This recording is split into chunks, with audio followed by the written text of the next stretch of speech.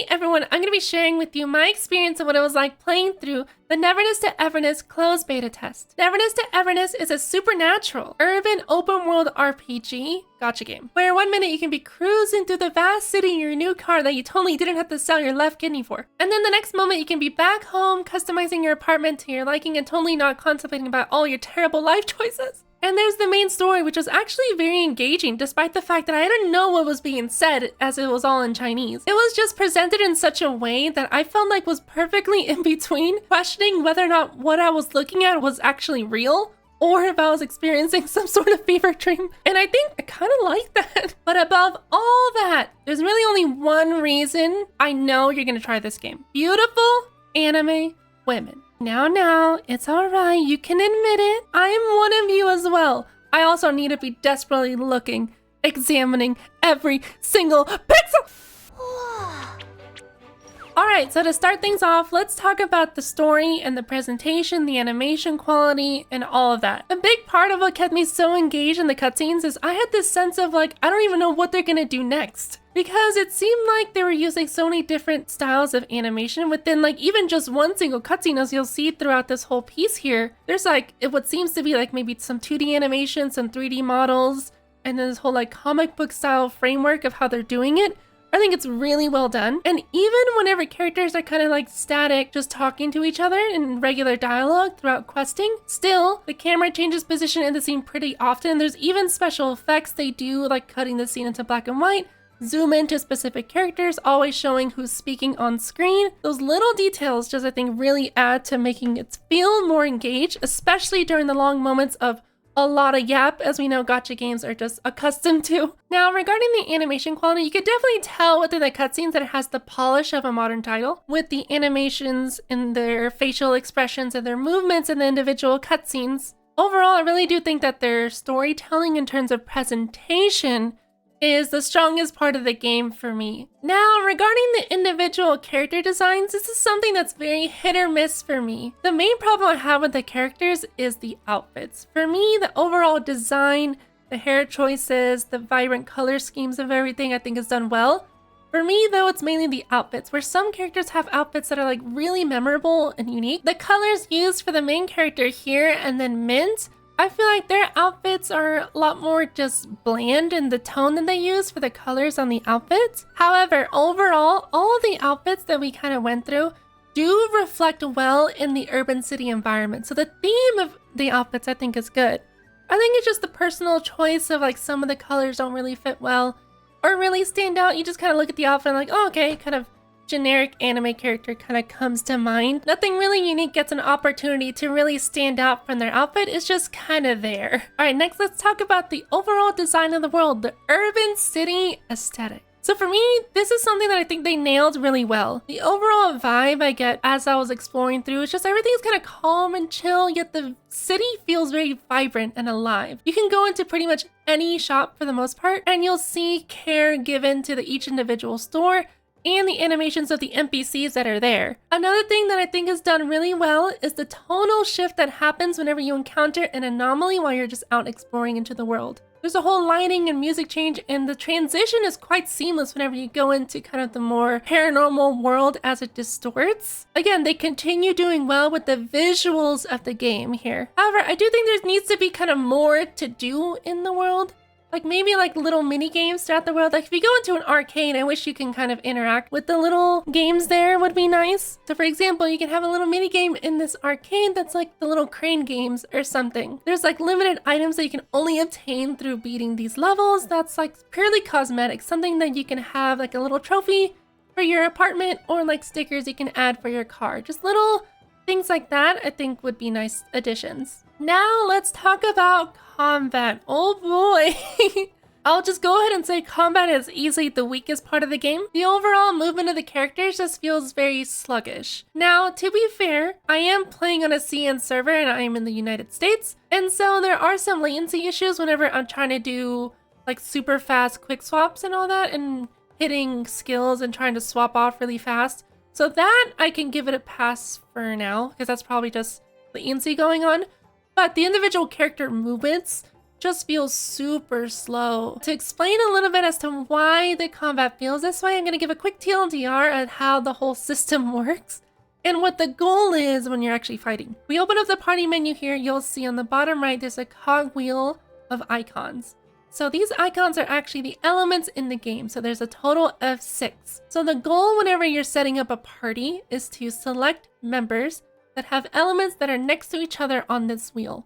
Now, why do you want to do that? Well, every element has an additional ability that can be triggered if it's linked to the element that's next to it on this wheel. So, for example, if you choose 2 elements that aren't next to each other, you'll see in the UI, nothing happens. There's no white circle that appears. So there's no additional kind of synergies you can get from using 2 characters that are these elements. However, if you then choose, for example, these other 2 elements, so now they're connected, you'll see in the UI there's like this white ring that appears, and now there's a little line that connects the 2. So now you have the ability to trigger what they call in the game an Esper cycle. Now, how exactly do you build up this extra Esper ability in combat? Well, it's actually like an energy meter you need to fill. So to fill up the energy, all you need to do is just hit the enemy, really. It doesn't matter if it's with your basic attack, with a skill, or with an ultimate, anything you do, as long as you're hitting something, you build up your energy. And so while you're in combat kind of just doing your thing, you'll gradually just build up this meter, and you'll see on your party list, on the right side of the screen, you'll see a small circular icon on the bottom right of each individual character there, and it'll flash. So this means you've built up enough energy. So whenever you swap to a character that has the kind of like flashing ring around them, you'll trigger what they call a fade-in. And whenever you swap to a character when this flash is active, the next character will swap into the field, do some damage, and the Esper cycle additional effect will happen, whatever it is. Hopefully you got a general sense of how the whole system works. It was a little tricky trying to translate everything from Chinese, but there you go. So that's the first main goal for combat, is to just build energy gradually with every character to activate these fade-in attacks. Now, there's this aspect of the combat, and then the other big thing is just breaking. So every enemy has a break bar that fills up just gradually throughout the fight as you're just hitting them. And when you fill up this whole bar, the enemy will take a big hit of break damage and be stunned for a little bit. The way to maximize this break damage, from what I can understand, is that the damage done at the moment of impact when you fill up the bar is a combined total of your entire team. Here's how that works. Every team member has to actually do some sort of damage to actually be added into that damage total. So the higher all of your party's break stat is, the bigger this hit will be. You just have to make sure that everyone actually kind of gets a hit in before this bar fills to get a big chunk of damage. It's essentially just a way to really further incentivize you to be swapping party members constantly. But here's the thing, building up that energy meter for the fade-in skills can take a while on certain characters. And so for the most part, you're just doing a whole lot of basics most of the time until you can build up the cool part, which is doing the fade-in attacks and breaking. Now that you do have the ability to quick swap between your characters, most characters, whenever they use their skill, if you click to another character, the skill will still go off. So there's quick swapping that way. However, it can still feel very clunky and not really responsive. There's been many times where I have to like either click the skill button multiple times in a row, or if I'm trying to quick swap, I have to like swap to my other party member and I'm like spamming the key over and over because it's not working. And so I just don't really know what's going on there with that. And also there's a dodging aspect of it. So you do have up to 3 dodges, and there is a perfect dodge that you can trigger. The way you do this is there's a red flash that happens on screen. If you dodge at the right time, you'll get a slow motion effect indicating you did a perfect dodge. This also feels very clunky because whenever you actually pull it off, it really doesn't feel like you did. I don't know, I think maybe it's like an animation issue where it just feels so stiff, and that's maybe why it feels slow and clunky whenever you trigger the perfect dodge. So yeah, all in all, the combat just needs a ton of work and optimizations until it can feel good to play. Because for me, that's really crucial for me to stay in a game long term. If it actually feels good to play. Because no matter how good your game looks visually, and if it's a nicely polished package, sure, but if the inside of the contents don't feel good to eat or consume. It's just not gonna be worth it long term for me to stick around. That's more of just like a me thing though. Like gameplay for me is one of the most important aspects to get right for me to like want to play a game long term. Another thing that I noticed during combat is actually more so a problem I have with the UI itself. You know the little small circle we were just talking about that fills up your energy? I would actually prefer it if this was maybe not even here at all and actually moved over here towards the bottom of the screen, kind of near where the health gauge is at. And also for the skill and ultimate here on the bottom right, I think there's also like a visual clarity issue because when I first started playing, it was really hard for me to see whether or not I actually had my ultimate ready or not. Like it starts off like transparent and gray, right? And then once you fill it, you get a little bit of splash of color, but for me, it's just still not enough. And there's times where I'm going through like a rotation and I don't really even realize I have my ultimate ready. And so what I find myself doing during combat is hyper focus my eyes over on the bottom right to see, oh, is the ultimate ready? Is it ready? Is it ready? Is it ready? Which, you know, takes my eyes away from the screen, which could potentially lead me to, you know, taking some hits from the boss, whatever. You know, there's nothing that can really kill you in one hit, but still it's kind of more of like a little annoyance that my eyes had to be so distracted by just the lack of visual clarity on the ultimates there. All right, so now let's go into the actual character gearing and progression systems they have in the game. So here are the base stats you have in the character screen: flat HP, flat attack, flat defense. Now this is your energy regen. Now, I know this affects how fast you get your ultimate. What I don't know is if this value actually comes into play in the Esper energy and the whole fade-in mechanic. That, I don't know. So we have crit rate here, crit damage, and then this little like smiley face here is your break value. The other thing that I found was pretty interesting is that you have two like healing stats here. So one is like outgoing healing. So if you're a healer on the team, how much you heal others. Other one seems to be like incoming healing. So how much healing you actually receive, which is quite interesting that this is split into two values. And then of course we have, you know, elemental bonuses and then elemental resistances. Every character starts off at level 1 out of 20. We have no stars. So if you go up, so you go 30, 40, 50, 60, 70, 80. So the max character right now is 80 of 80 fully ascended. To actually ascend your character, you need kind of two materials. So this one on the left, there's world bosses scattered throughout the map. They only cost about 30 energy. So you go and fight those guys and then you get these materials. These are kind of more so in, I call them pretty much like the dungeons. I don't know what this specific name thing is, but where I am right now is where you can obtain one of them. So these like little, I guess more circus thing rather than a dungeon, but these, right now there's only two, here and here. These are where you get that material on the right. Now, the weapons is something I really like what they did here. You can equip pretty much any weapon you want, and it doesn't matter, because your character's animations will always be unique to whatever they do, regardless of what weapon they have. No need to feel bad or any sense of FOMO there that you don't have the super cool weapon equipped that you can see on screen, which is nice. These are called ARC. I'm just gonna call them floppy disks, that's, you know, that's what they are. Every single character has like a specific weapon type that they can wield. And then what's nice is whenever you open up the weapons you have, you'll see this little green indicator that shows you which ones are actually compatible with your current character. Here we go. So this is kind of the crazy gear system they have here. So on one hand, I think it's really cool in concept what they're doing.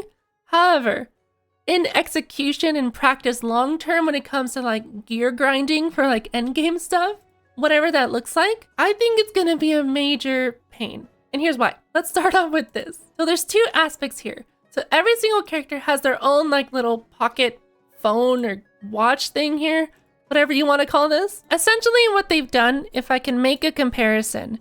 So these little chips here are basically your artifact sets if you're in Genshin, your relic sets if you're in Honkai Star Rail, and then Weathering Waves, your echoes. Because this is what gives you your set bonuses, this little chip. If I just put in this one little chip, boom, I now have this chip inserted. However, nothing's happening because the only way to trigger this 2-piece set bonus, I need to have 4 of these little Tetris guys. This is where it kind of gets a little complicated. What's nice about these little Tetris pieces is that whenever you obtain them, every single stat you get is fixed. And what do I mean by that?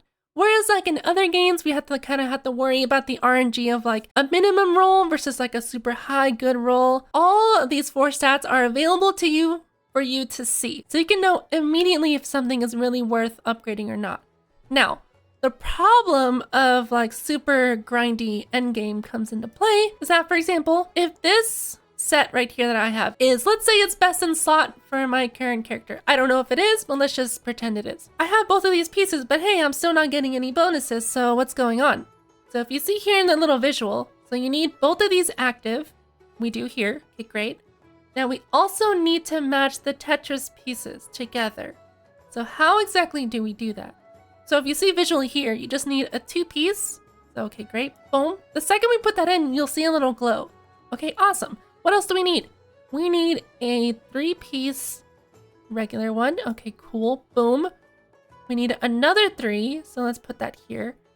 And then we need a 4 costs going up and down. So, oh no, we ran into an issue.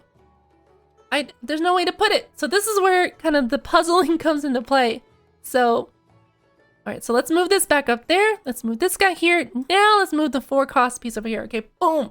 Now I have the entire bonus. To activate the 2-piece set, all you really need is 2 pieces of the Tetris thing. So in theory, you can pretty much run like a 2-piece. So if I did something like this, so I need this, boom, sure. Yeah, this is just, we're experimenting here. And then I need this, okay, sure. So now technically I can rock with the 2-piece if I wanted, if that was kind of the gear I was going for. This is where the RNG comes in, because while the stats you get here are always fixed, so for example, no matter which one I click, it's always going to give you flat attack and flat HP on the top. Pretty much every single one I click. Now the RNG comes down to the 4 stats on the bottom. However, there's no minimum or maximum roll that you need to worry about. The one that does have RNG on the main stat are these little tokens here. These can change. It can be an actual like set bonus. It could just be defense. This is break value, etc., etc. Crit damage, crit rate, that kind of thing. This is healing bonus, I believe. That's RNG, what you get as the main stat. However, similar to the Tetris pieces, the substats here are always fixed. So no minimum value, no maximum value. You'll always know what these are. There's no need to wait to have to level it up all the way to 20 to know whether or not it's gonna roll into something good. You'll always know up front. So for example, if we just level up this piece, right? Let's just throw this in, sure, whatever, boom. So the percentage on the stats didn't change at all. Nothing changed. All you did was just unlock it by leveling it up. So no additional RNG there. All right, now this is where the pain of like the RNG grinding for those little Tetris pieces is gonna come in. So this is something that we only have access to in the beta, because they just gave us the ability to farm all of this just to make stuff easier and to be able to showcase more stuff. But look at this. So we have 1, 2, 3, 4, 5, 6, 7, 8, 9, 10, 11, 12, 13, 14, 15. So we have 15 pieces here that are obtainable. So to be able to match it with like the little devices you have for each individual character, because every character has their own individual shape. So as you're building everyone, you're gonna need different pieces as you go in to be able to really form your little Lego piece here. So that's where the pain of the RNG is gonna come in. Just, you're gonna end up maybe with like a Tetris piece that's really good that just doesn't really fit with your current build on your character. So what do? It'd be a pain to have to redo the entire thing just to fill up one piece. Like, I guess you can, but that's just the one aspect that I think is gonna be a bit of a pain. But I don't know. I think I'd rather take that over like minimum and maximum value rolls. And I do like the fixed stats on it. I don't know. We'll have to see how exactly this plays out in like pure endgame farming and like the daily grind once we get into that routine. Next, we have the awakenings. So every character can awaken up to 6 times. So when you get 6 different copies, and there's also this, whenever you get 3 copies of one character, you get a special bonus here. And then once you get 6 copies, you get another bonus. And another thing you can do with these like awakenings, you can actually turn them off, which I think is pretty neat. Now, turning these off doesn't turn off the additional bonus here. So if you deactivate them, it doesn't remove this one, I don't think. Yeah, there's no way to remove it. So you can take off pretty much every single one, which I guess would be nice. I guess mainly for like the guide makers that like to do comparisons of damage and showcases. So then there you go. And then you can just reactivate them all. Nice and easy. There you go. Boom, boom, boom. All right, next we have our skill tree. So this is our basic attack, our skill, our ultimate, and this is the fade-in attack. So every character has like 2 additional abilities that happen during their fade-in as well. And then here I kind of more your flat stats, the kind of regular upgrades that you can make over time. So we have just attack percent, break value. I believe this is crit damage. This is crit rate. And then we have HP and so on and so forth. Pretty standard stuff. Now, outside of combat and the story, there are a couple things you can do to kind of enrich your urban life, so to speak. You can actually purchase and modify and paint your own car. Now, I couldn't, for some reason, figure out why exactly it wasn't available for me to do the modding, because I saw other people do it. But for me, the menu wouldn't really open up. However, I was able to actually purchase vehicles. From what I see right now, you can actually have in possession what it looks like a total of 6 car keys. So you can trade off and change your cars at will. All you have to do is just hold down the R button here on screen.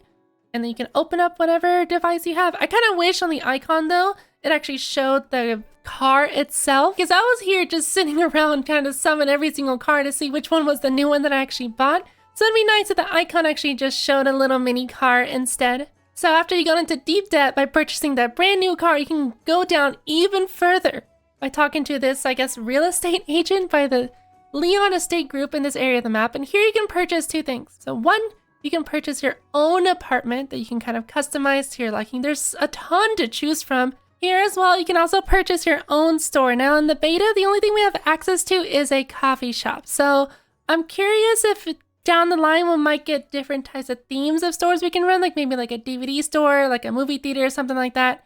We'll see. But for now, we only had access to this coffee shop, and here you can kind of assign 2 of your characters that you've obtained to run the shop and kind of earn you some little bit of passive income. Now back to the housing. So I played around with this for a little bit, and I can just say it was a pretty buggy mess. There's a part where I guess it like glitched or something. I couldn't even enter the room, so I had to close and reload the game. The other thing is that like placing furniture is very finicky. Like the camera just doesn't really move around very well. I wish I can kind of ascend and descend with like Control or Alt or something instead of just pointing my mouse up to kind of look up and then kind of like flying up. I wish it was kind of an easier way to go up and down, and placing furniture is fine. However, I placed the bed and for some reason I couldn't move it ever again, and then it just pretended like it wasn't even a real object and I kind of just phased through it. So the housing right now has a lot of stuff it needs optimized and work with, but I think it'll be a nice little fun side thing to do. And so TLDR, I would give my experience with the game like around a 7 out of 10. Give or take. The main thing that's really carrying the game right now is the visual polish of like the animations and the world. The actual systems going around the framework of that need a lot of work. Now, to be fair, I don't know if this is like the first beta they've ever had. That I don't know. However, I do know that this was kind of just a small scale test for CN. I imagine they're probably going to do some sort of global test later, so hopefully they take in all the feedback from all the players that they've allowed in. And in the global test, I'm excited to see how exactly they take in that feedback and what is improved upon. Because the thing is, at the end of the day, I want all of these games to do well. Because more competition is always best in the gacha space. And then I get to just experience more games, which is wonderful. Now the overall end-all be-all question, did I have a good time? Did I have fun? And the answer is yes. Despite the fact that, there's a lot of clunkiness that needs to be worked, I still had a good time. I was really engaged throughout the whole time. Maybe that was more so just trying a new thing and it'll phase out. Maybe if this, for example, was like a full game and we go over like a month or 2 down the line, who knows? But from my little snippet that I got from like the 3 days or so with the beta, I enjoyed it and I'm excited to see where they take the game. So let me know what you thought of the game down in the comments below, what you think of anything that we discussed throughout the video, and I guess we'll see what the game turns out to be. Alright, goodbye!